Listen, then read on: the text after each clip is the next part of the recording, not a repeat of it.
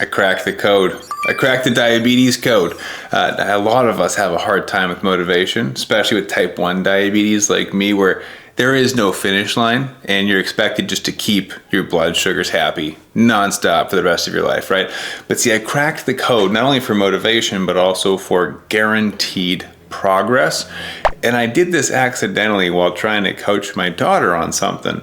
Now she's a toddler, so I'm trying to teach her new lessons. And in today's episode, I'm going to share with you an epiphany I had, this aha moment, where as I said something to her, I realized this is the spark that's kept me going and has allowed me to make consistent and never-ending progress. So stick around. I've got a fun story for you, some parenting lessons that apply to diabetes, not the other way around, and something that I think you might like towards the end. And if you don't know who I am, my name is Matt Vandevecht. I am a certified master fitness trainer and nutritionist. I live with type 1 diabetes, and we're going to jump into our theme song, and then we'll hop into our story. If you've been following any of my journey on social media or emails or anything, you know I have a toddler. Now she's almost 3 years old and coming up on her birthday actually. And it's been an interesting journey as a parent, learning how to parent. A lot of things that have bubbled to the surface. And one of those things is diabetes management had to change, right? As I've learned these parenting lessons, I've also learned I had to adapt with how I managed my diabetes so that it allowed me to be more available for my daughter, both, I guess, present in the moment, but also emotionally. And emotions are one of the things we're going to talk about today. As any toddler would, my daughter likes to verbally process things through fussing and complaining, which is standard, right? As you expect it with toddlers. You hear about toddler tantrums and the terrible twos and all. Oh my gosh, I just realized she's in the terrible twos. That makes a lot more sense now. Okay, so it's expected, but I'm not a huge fan of it, and I don't think many parents are. So what I've been coaching my daughter on, and I will say this is just one of those dad moments that it just happened, and I was like, ooh, that thing that I just said, that belongs on like a poster or something. So here it is in a podcast episode. I told her, hey, and she was having a little meltdown, right? I said, hey, you can try again. She was frustrated. She couldn't quite get something to fit, one of her toys. I said, hey, you can keep trying or you can ask for help, but you can't complain. And she kind of looked at me like still frustrated and very much emotional in the moment, but was like, continued trying. And I was like, good. I'm not going to force you to ask for help. I'm not going to force you to keep trying, but those are your two choices, right? You can either keep trying until you get it, or you can ask for help and I will help you get it. See, this way it guarantees progress in one of two ways. If she keeps trying, it guarantees she will learn either what happens when you fail and what you can learn from that, or she will make progress and succeed. But both of those are a good thing, right? And you're like, Matt, but if you fail, it's a bad thing. No, not necessarily. If you fail and learn from your failures, you've successfully made progress through failure. They call it failing forward, right? Where you use the failure as a stepping stone to make progress to better your outcomes in the future. So if she figures out that putting a square peg in a round hole doesn't work, she technically failed, but she's also learned square pegs don't go in round holes. That just doesn't work, right? Or alternatively, if she moves a square peg into a square hole and it fits, she has effectively succeeded and made progress that way. So both of those will yield progress, or she can ask for help. If she has no idea what she's doing and she has accepted that, I've been trying, it's not working, I would like somebody who is ahead of me to assist in this occasion, right? Then she can say, Daddy, I need you. And I taught her that phrase when she was like 1. And I was like, if you ever need me for anything, you just yell, Daddy, I need you.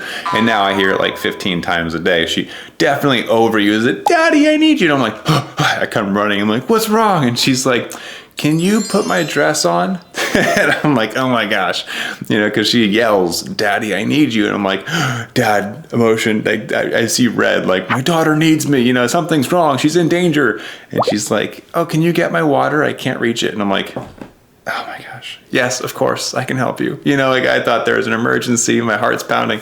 Anyways, so she has learned she can ask for help, but she's also allowed to keep trying. And even if she doesn't get it right, that's okay, because she's still learning. And that's the point. And with diabetes, I see this all the time, right?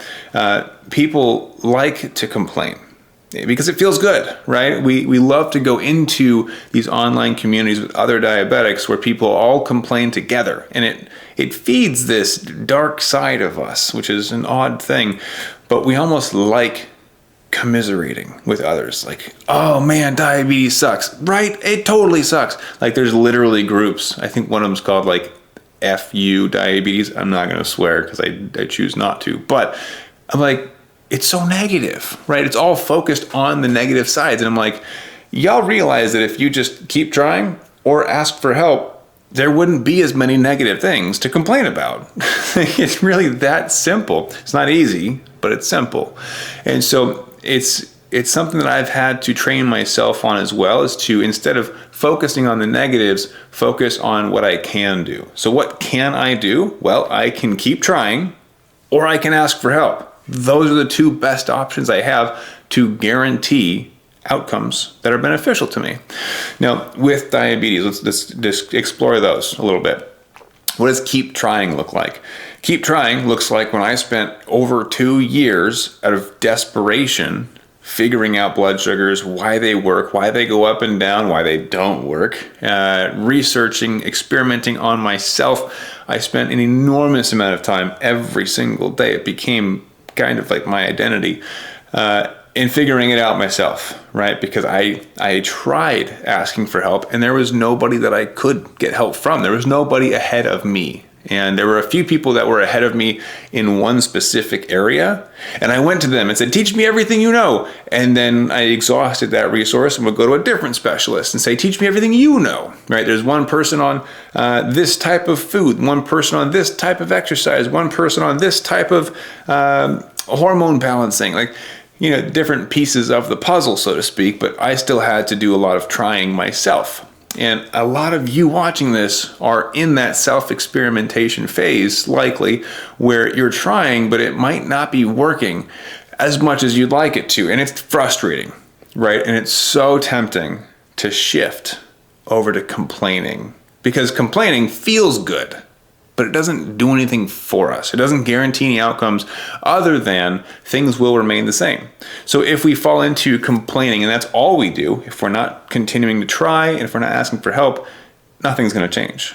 Why? You've probably heard me say this before, because I love this phrase: nothing changes when nothing changes.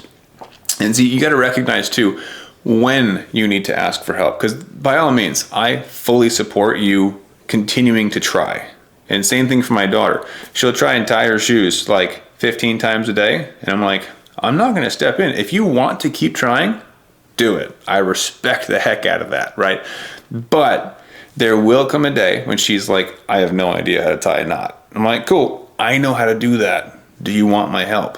Right? And with diabetes, you're going to be experimenting yourself. You're going to be documenting on your own for a bit at first. That's part of the process for everyone, right? Is identifying your trends, your patterns, trying to figure out what your body responds to, right? Some people's guts, their gut microbiome responds differently to rice and pasta and potatoes, right?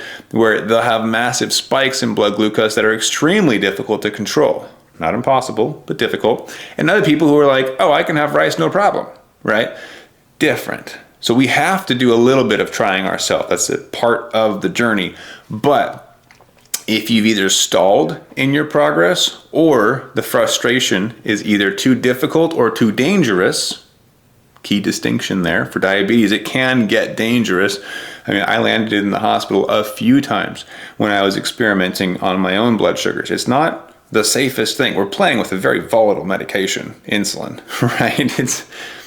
It could be sketchy, so I want you to be careful. But recognize when it's either too difficult and you're going to burn out and just can't give the time and attention and resources necessary to see success, or if it's too dangerous, right, and you just have not unlocked the secret weapon, that's when you have to decide to ask for help. And when you ask for help, you have to be willing to receive help. That was a lesson for me for a while too, where I learned I could ask for help, and then somebody would give me the answer, and I would go right back to doing the thing that I was doing before. It's like, They just gave you the answer.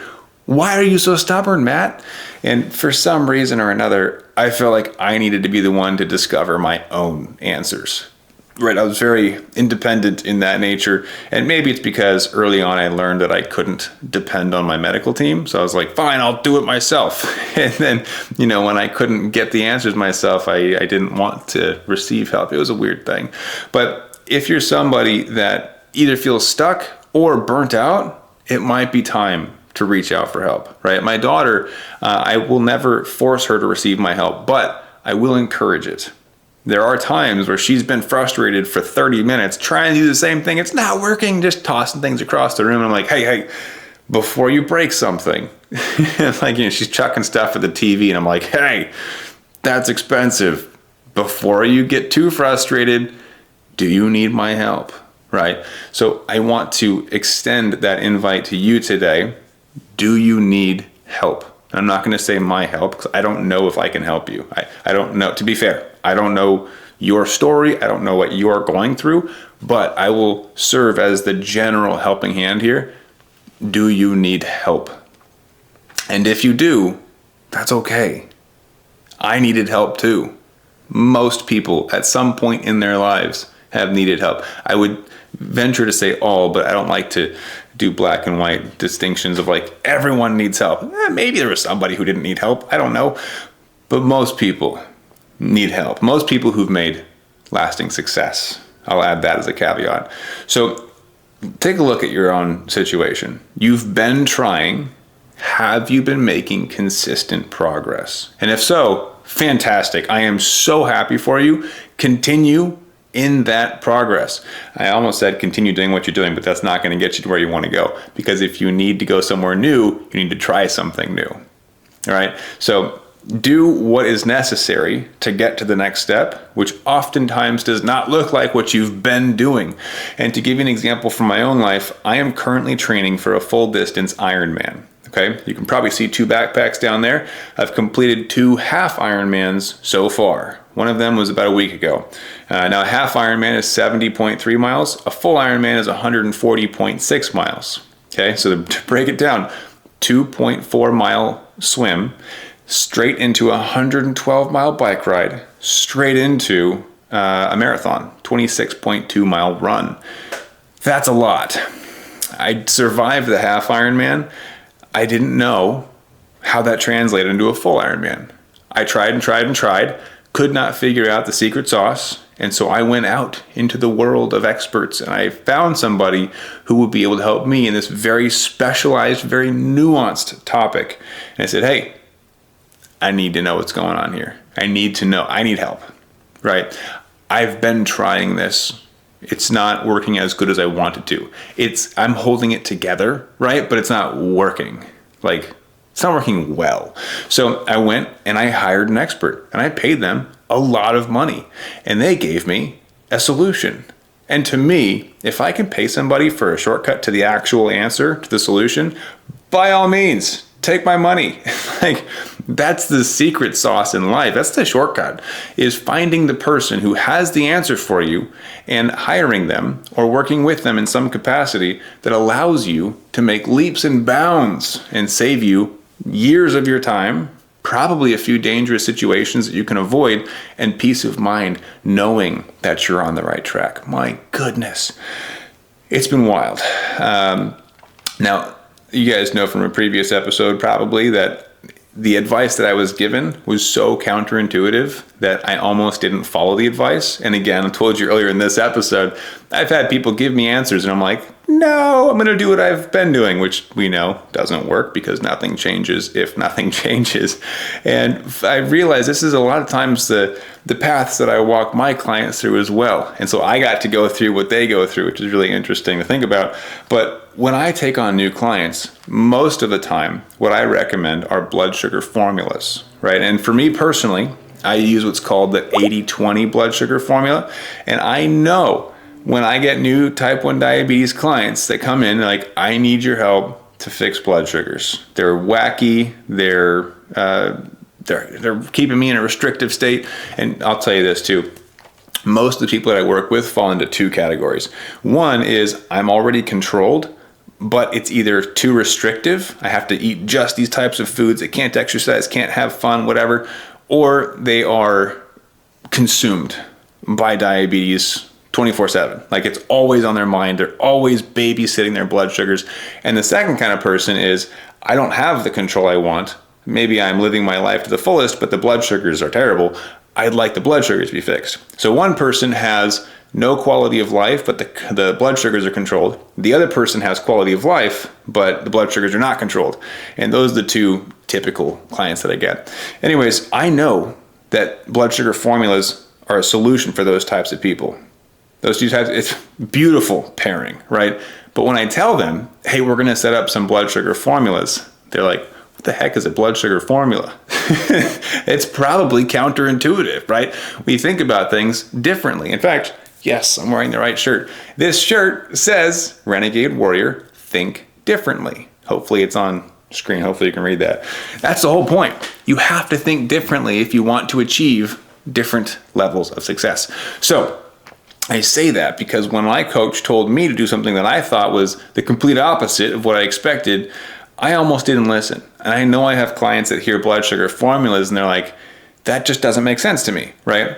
But from my perspective and from my coach's perspective, we've done this hundreds, if not thousands of times with other clients. We know it works. It's like, just trust the process. And he actually did have to tell me that because I was like, this doesn't make sense in my head. This sounds like it's a terrible idea. And he was like, you're going to have to trust me. I've literally done this with hundreds of people. And I was like, that's what I tell my clients. It mirrored the experience. It was interesting. But that's kind of the point too, is that growth is uncomfortable. And if what you're doing isn't working, you might have to try something completely different. And that's okay. So today, that was the big point, something I learned from my toddler. As I'm parenting my daughter, you can either keep trying, if you're making progress, right, you can learn from failure or success, or you can ask for help. They're both great options, right? And there's nothing wrong with asking for help. There's nothing wrong with trying it on your own. Both can lead to success, but you have to take a look at yourself and look at the progress that's being made or not being made. If you've been trying your best and it's not working, it's time to ask for help. If you've not been trying your best, you get to ask yourself if you need to push on the gas pedal and actually try, or if you're burnt out and really just need to ask for help because you're not going to take care of it yourself. But either way, you have to make a decision today. Which will it be? Will you keep trying or will you ask for help? Because complaining is not an option. Okay, so that's how you get unending motivation, guarantee progress within the realm of type 1 diabetes. And of course, if you surround yourself with the right groups, not the trashy groups that just talk about how much life sucks with diabetes, because it doesn't have to. Life can be pretty amazing, and that's including a life lived well with type 1 diabetes. By the way, I know a lot of my clients hear blood sugar formula for the first time and they're like, what is that?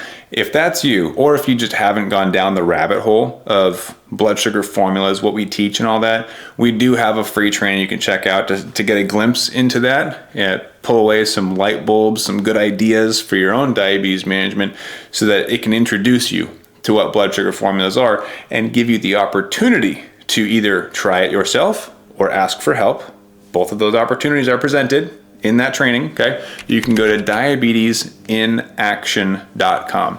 Now, the two options, you can try it yourself using the ideas you will learn in that training, or at the end of the training, we invite you to chat with our team. It's like a 15-minute chat if you want some resources or some guidance to make a plan to either get help with or find your own path, okay? So we want to support you in that. That's why it's free. You can find your own path, ask for help. Either way, we support you. But you got to make a decision to make that progress, to stop complaining and start making intentional progress in your life. Okay, so diabetesinaction.com is where you can find that. Highly encourage you to go check it out right now before this brief moment of motivation passes and you click on the next video and you're like, oh, I'll just go down a different rabbit hole, and then you missed your moment, right? These moments are few and far between where you feel motivated. Do not let this pass you by. If you're feeling it pulling on you, take advantage of that. This might be the moment that changes the rest of your life. All right, so diabetesinaction.com. I hope you enjoyed this one. Feel free to hit subscribe if you want more of this stuff. And I can't wait to see you guys in the next video and maybe in that training as well. We'll see you guys next time and keep up the fight.